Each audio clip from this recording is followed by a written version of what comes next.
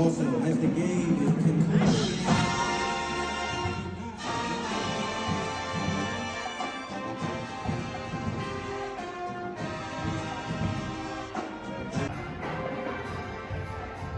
We ask that all spectators start to exit the gym as we conclude. We ask that all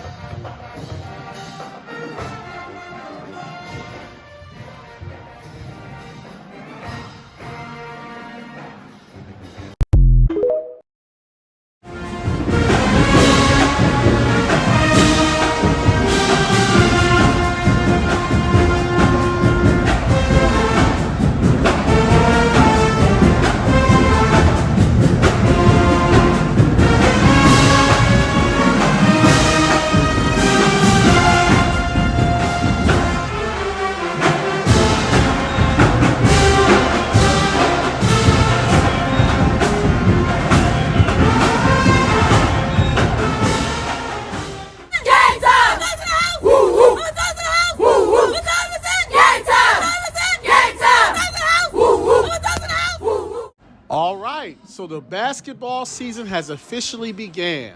We start off the season with 2 back-to-back home games on Friday and Saturday, and we came out of them 1-1.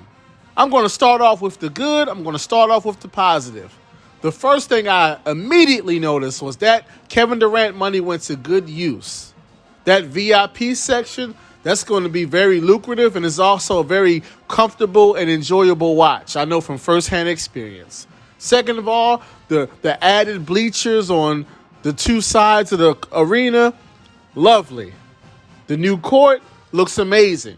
So shout out to Kevin Durant because he really helped us to elevate our basketball arena. Second piece of good news. In my preview to the season where I was saying we need to win at least 14 games this year, one of the first things I said we had to do was in the opening home tournament, we had to at least win one of the 2 home games we had to start off the season. And we did that. We got to win. Even with one of our most prolific scorers not available for the game.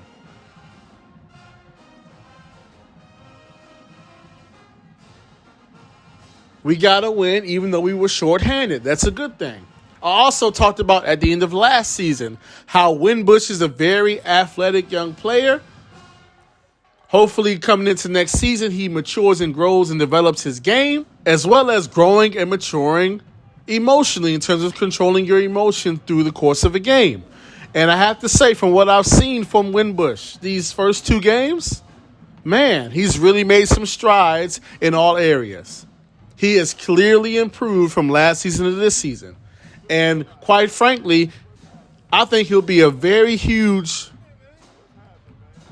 difference maker for us this season. Also, our defensive intensity to start the season has been amazing.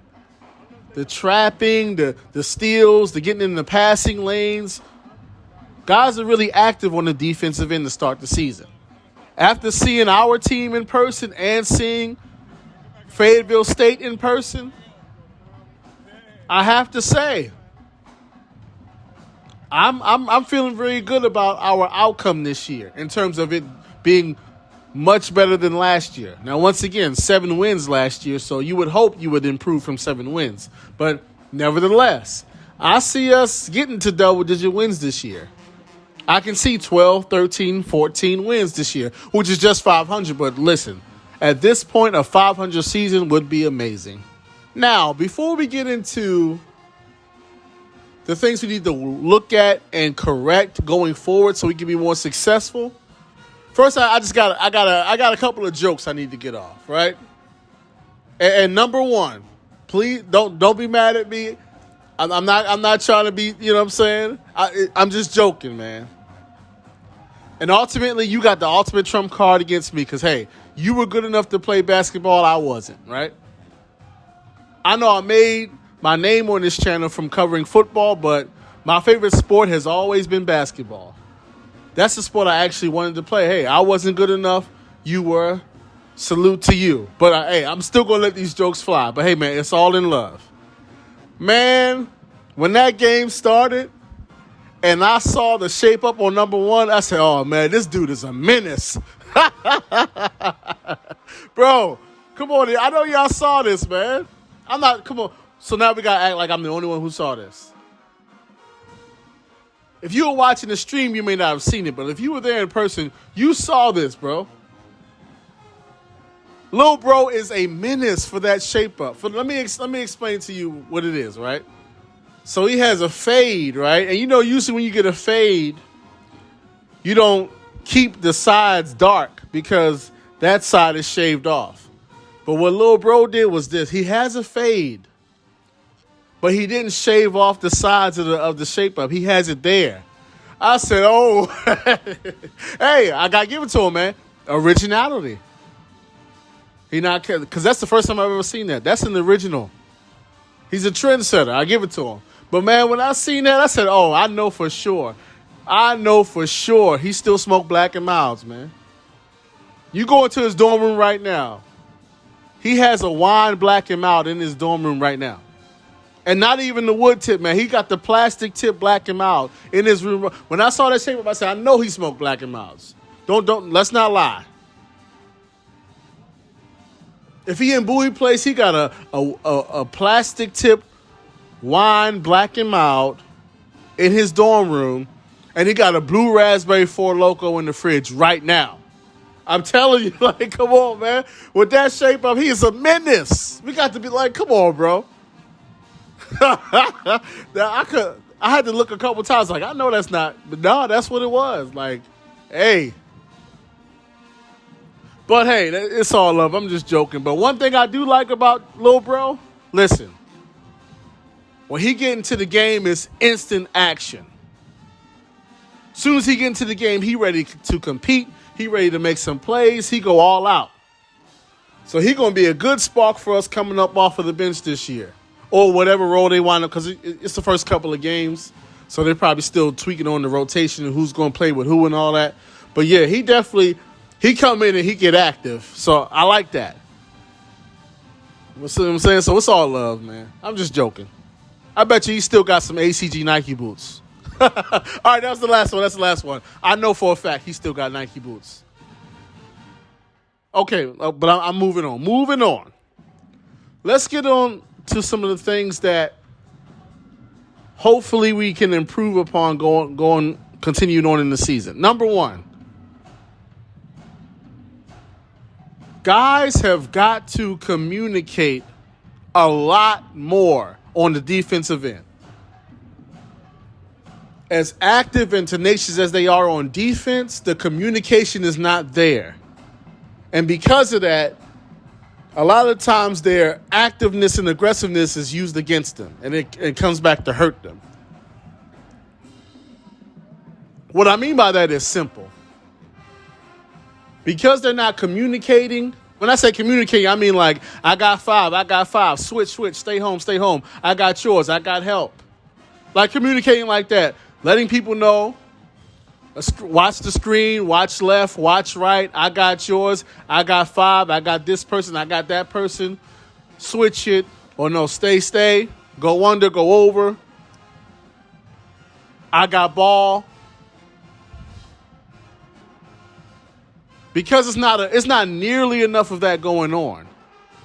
And so because of that, guys are getting wide open offensive rebounds and putbacks. Guys are getting wide open threes, and guys are getting wide open layups.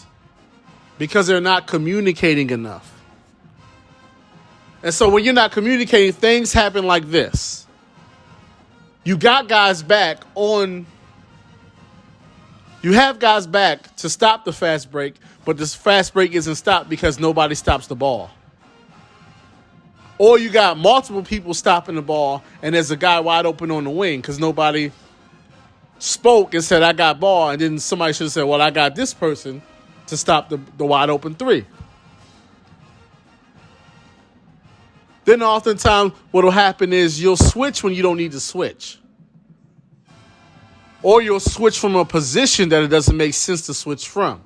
Like if your guy is in the paint and the guy at the three-point line gets beat or needs help, the guy closest to him should be the one to provide the help. But a lot of times the guy that helps is furthest away from the play.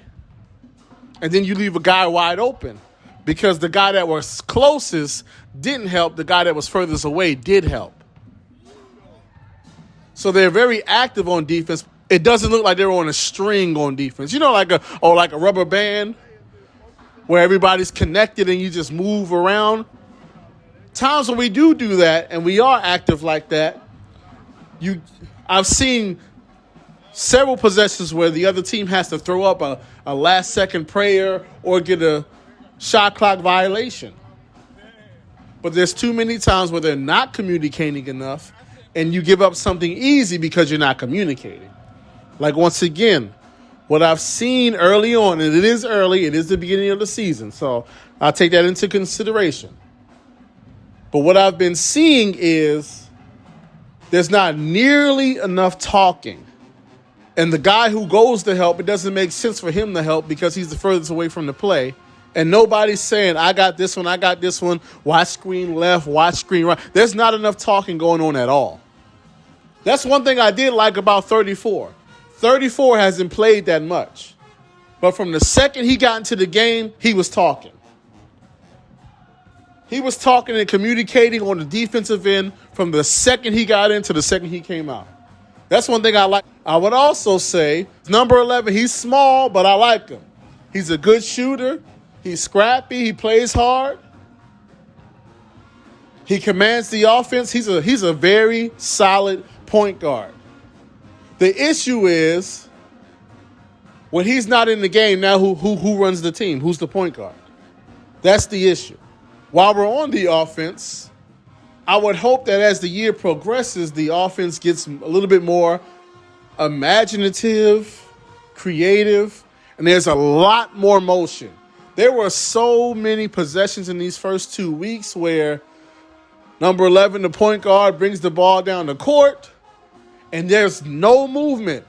There's no back screens. There's no backdoor cuts. There's no pick and rolls on the ball. Everybody's just standing around, and then he has to dribble the ball, and then he has to try to make something happen himself at the end of the shot clock, being the smallest person on the court. It's like, come on now. The offense has to be a lot more creative.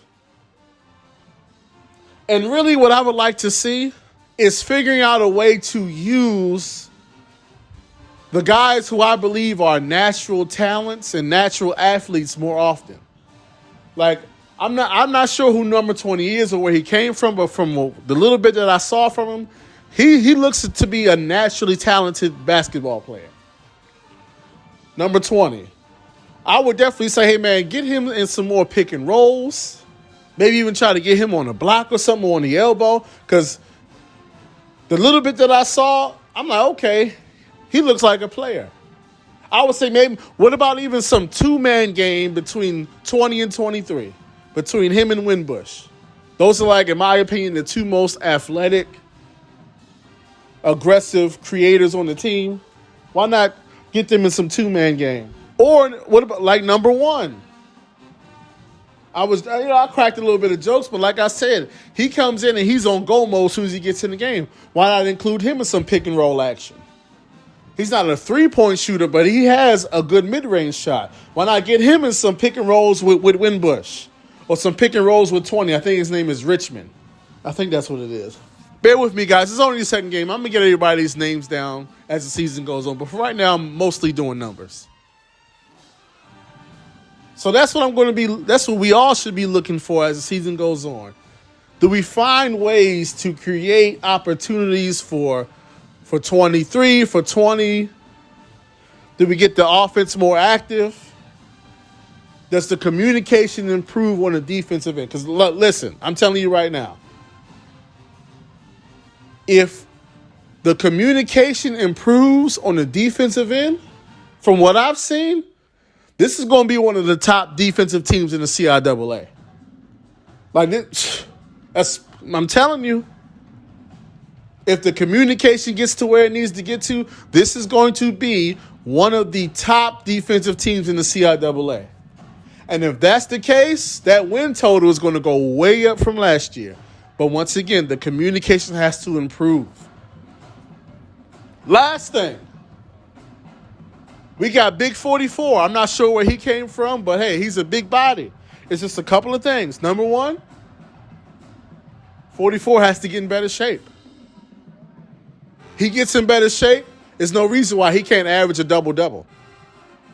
If 44 is in shape, he can average 10 points and 10 rebounds easily. He can get 10 points off of putbacks and rebounds. Average double-double just off of that. That's the size that he has. There's two things. First, like I said, he has to get in shape. Well, it's three things. Get in shape is number one. Work on footwork is number two. And then number three is just technique and fundamentals. What I mean by that is they tried to post him up a lot in the first game, and he should have ate in that first game. The reason he didn't was technique. From a technique perspective, the reason 44 was having troubles posting up was two things. One, he was getting pushed out of the spot too easily. And two, he wasn't creating a big enough window for the pass to come into him. And that's based off of one thing. He has to open up and widen his stance when he gets into the post. When he's getting into the post, at least what he was doing in the first game, he was almost standing straight up. And I understand he's like, I'm bigger than this person, just throw it to me. But when you're standing basically straight up, it's a lot easier for guys to reach around you. It's a lot easier for guys to push you off the spot. It's a lot easier for guys to deny you the ball because as big as you are, you make yourself smaller when you're standing straight up. He has to open up his body, widen his stance, and get down. If he opens up his body, most guys in this conference cannot get around him, which means you're going to have a guy front him and get in back of him, which means somebody's going to be open. Somebody's going to be out of position. We're going to be able to make some plays. He has to open up, widen his body, widen his stance, and really get down in that post. If he does that, he gets the ball,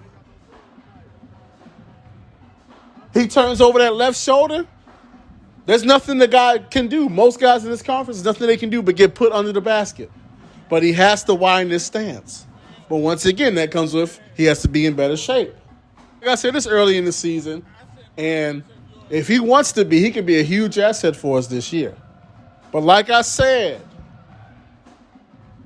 with the talent that we have, if just a few things are tightened up, Bulldog Nation, this year is going to be a lot better than last year. Man, I'm getting excited right now already. I don't foresee another single-digit win season for us this year. I can see us getting 13 wins this year with this team that we have. I'm optimistic. We're 1-1. Already have one home win. Winbush has improved. I think number 20 got some natural skills and abilities that's going to help us this year. I like number 1 as a spark off the bench. I like 11 as a true point guard for the team. Not to mention we're getting, I think he's number 5. We're getting number 5 back off of injury, hopefully soon. And once we get him back, I'm telling you, Bulldog Nation. I'm looking at the clouds. The clouds are starting to open up, and I see the sun. So we're going to see what we do this year. But, hey, we're going to be all right this year. We're going to be solid. Once again, I'm not saying we're going to win the CIAA championship. I'm not saying we're going to win 18, 20 games. But I'm saying we're going to be all right. We're going to be all right. We're going to be respectable. We're going to have a good time this year.